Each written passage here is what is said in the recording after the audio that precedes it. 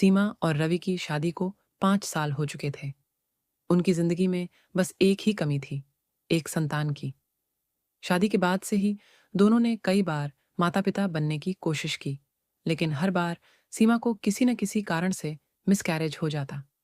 समाज की बातों, परिवार के दबाव और खुद के अंदर के डर ने सीमा को अंदर ही अंदर कमजोर कर दिया था। आखिरकार कई सालों की दवा और दुआओं के बाद एक दिन सीमा ने जब रवि को बताया कि वह फिर से मां बनने वाली है, तो उनकी आंखों में खुशी के आंसू थे।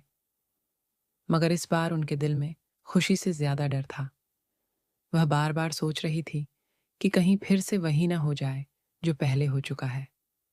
रवि ने उसे हिम्मत दी, समझाया कि यह गर्भ पहले से अलग है और इस बार वे दोनों कोई भी लापरवाही नहीं करेंगे। सीमा ने खुद का खास ख्याल रखना शुरू किया। समय पर दवाइयाँ लेती, डॉक्टर की सलाह मानती और पूरी कोशिश करती कि किसी भी तरह का तनाव न ले। लेकिन मन का डर कभी-कभी इतनी तेजी से बढ़ता कि वह रातों को जागकर रोने लगती। गर्भावस्था के 5वें महीने तक सब कुछ सही चल रहा था। सीमा और रवि ने इस बार बहुत सावधानी बरती थी।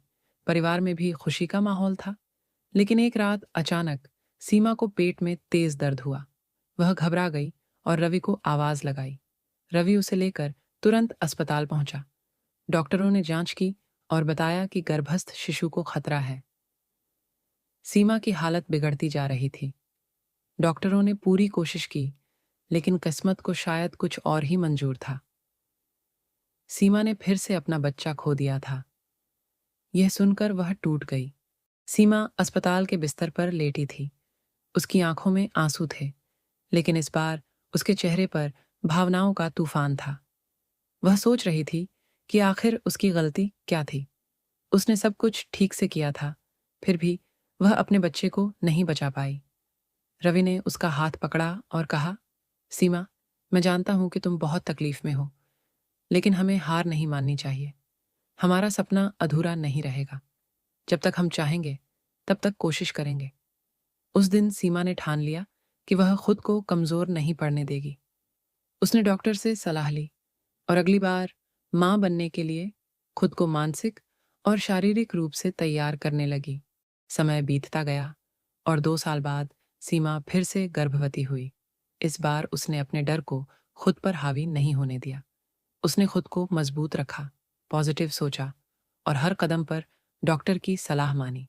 9 महीने बाद जब अस्पताल में बच्चे की पहली रोने की आवाज गूंजी, तो सीमा और रवि की आंखों से खुशी के आंसू बह निकले। यह उनकी वर्षों की मेहनत, धैर्य और उम्मीद का नतीजा था। मिसकैरेज का दर्द असीम होता है, लेकिन यह अंत नहीं है। कई बार जीवन हमें कठिन परीक्षाओं से गुजारता है, लेकिन हिम्मत और धैर्य से हम फिर से अपनी खुशियां वापस पा सकते हैं।